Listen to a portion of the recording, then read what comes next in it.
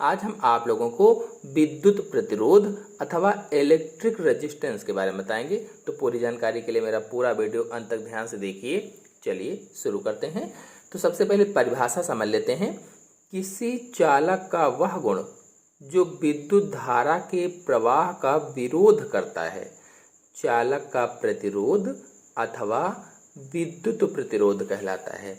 अथवा इसी परिभाषा को हम दूसरी तरह से भी कह सकते हैं कि चालक का ऐसा गुण जिसके कारण वह विद्युत धारा के प्रवाह में बाधा उत्पन्न करता है, चालक का प्रतिरोध अथवा विद्युत प्रतिरोध कहलाता है। तो जब भी किसी चालक में धारा प्रवाहित होती है, करंट बहता है, तो चालक अपने गुण के कारण उस धारा या करंट का विरोध करने लगता है या धारा प्रवाह में बाधा उत्पन्न करता है कह लीजिए, या कह लीजिए कि धारा को बहने से रोकता है। तो जो चालक होता है वो अपने गुण के कारण, उसमें ऐसा गुण होता है कि जब उसमें धारा प्रवाहित होती है, बहने लगती है, तो धारा या करंट को बहने से रोकता है, उसका विरोध करता है, बाधा उत्पन्न करता है। तो ये जो बाधा उत्पन्न हुई, जो विरोध उसने किया, इसी को चालक का प्रतिरोध कहा जाता है या विद्युत प्रतिरोध कहा जाता है। अब जो चालक होते हैं ये भी कई पदार्थों के अलग अलग होते हैं, अलग अलग पदार्थों के बने होते हैं। तो उनके विरोध करने की जो क्षमता होती है वो भी अलग अलग ही होती है।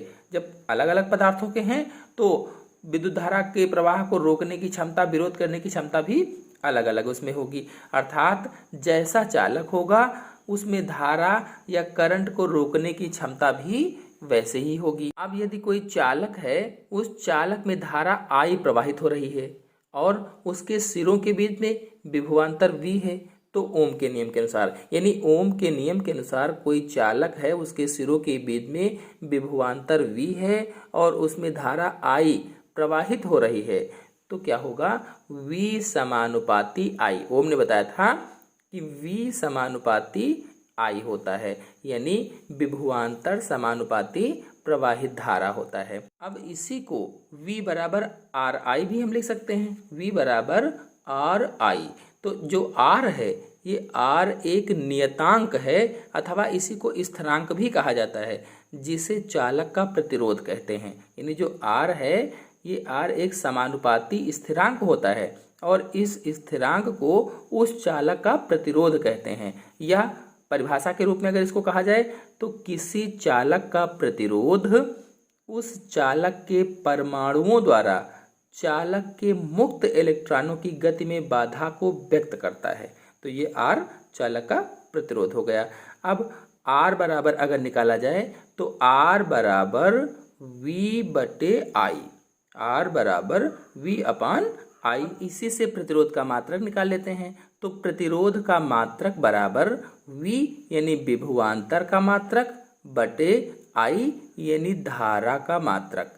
विभवांतर का मात्रक बटे धारा का मात्रक। अब विभवांतर का मात्रक मैंने आप लोगों को बताया था कि विभवांतर का मात्रक वोल्ट होता है और बटे जो धारा का मात्रक मैंने बताया था, धारा का मात्रक एम्पियर होता है। अब वोल्ट बटे एम्पियर कहने का मतलब हुआ ओम हो गया, तो प्रतिरोध का मात्रक क्या हुआ? ओम हुआ। तो इसमें V बराबर अगर हम 1 मान लें, यानी V बराबर 1, विभवांतर बराबर 1 वोल्ट और जो I है धारा बराबर 1 एम्पियर, तो R कितना होगा? 1 बटे 1, यानी कट जाएगा तो 1 बचेगा, तो R बराबर 1 ओम। अतः हम कह सकते हैं कि यदि किसी चालक के सिरों पर 1 वोल्ट का विभवांतर लगाया जा रहा है, हम ये कह सकते हैं कि यदि किसी चालक के सिरों पर 1 वोल्ट का विभवांतर लगाया जा रहा है तो उसमें 1 एम्पियर की धारा प्रवाहित होती है और चालक का प्रतिरोध 1 ओम होगा। ओम को ग्रीक अक्षर ओमेगा से प्रदर्शित किया जाता है, यानी जो ओम है इसको ग्रीक अक्षर ओमेगा से दर्शाया जाता है। चलिए अब विद्युत प्रतिरोध का उपयोग कहाँ कहाँ होता है, यानी प्रतिरोधकों की उपयोगिता को जान लेते हैं कि हमारे दैनिक जीवन में क्या क्या उपयोग है। तो पहला है धारा के नियंत्रण में। तो घर में प्रयुक्त होने वाले पंखों में रेगुलेटर, जो घर में पंखे लगाए जाते हैं उसमें जो रेगुलेटर होता है, तथा टेलीविज़न अथवा रेडियो में ध्वनि नियंत्रक आदि में प्रतिरोध को बदल कर परिवर्तित करके धारा को नियंत्रित किया जाता है। यानी घर में प्रयुक्त होने वाले पंखों में रेगुलेटर के रूप में और टेलीविज़न तथा रेडियो में ध्वनि नियंत्रक के रूप में इनका उपयोग होता है। फिर दूसरा है वैद्युत ऊर्जा के रूपांतरण में। तो विद्युत धारा से चलने वाले कुछ उपकरण जैसे ऊष्मक जिसको हीटर कहा जाता है, इस्त्री जिसे आयरन कहा जाता है, आदि में प्रतिरोधों की सहायता से विद्युत ऊर्जा को ऊष्मीय ऊर्जा में बदला जाता है। कहने का मतलब है कि हीटर और इस्त्री में प्रतिरोधों की सहायता से विद्युत ऊर्जा को ऊष्मीय ऊर्जा में बदलते हैं। इसी प्रकार से जो विद्युत बल्ब होते हैं, विद्युत बल्ब में प्रतिरोध की सहायता से विद्युत ऊर्जा का रूपांतरण प्रकाश ऊर्जा में किया जाता है। तो आप समझ गए होंगे, ऊष्मक यानी हीटर में, इस्त्री में प्रतिरोधों की सहायता से ही उसे विद्युत ऊर्जा से ऊष्मीय ऊर्जा में बदलते हैं, हीट में बदलते हैं। इसी तरह से जो विद्युत बल्ब होते हैं, बल्बों में प्रतिरोध की सहायता से ही विद्युत ऊर्जा का रूपांतरण प्रकाश में किया जाता है।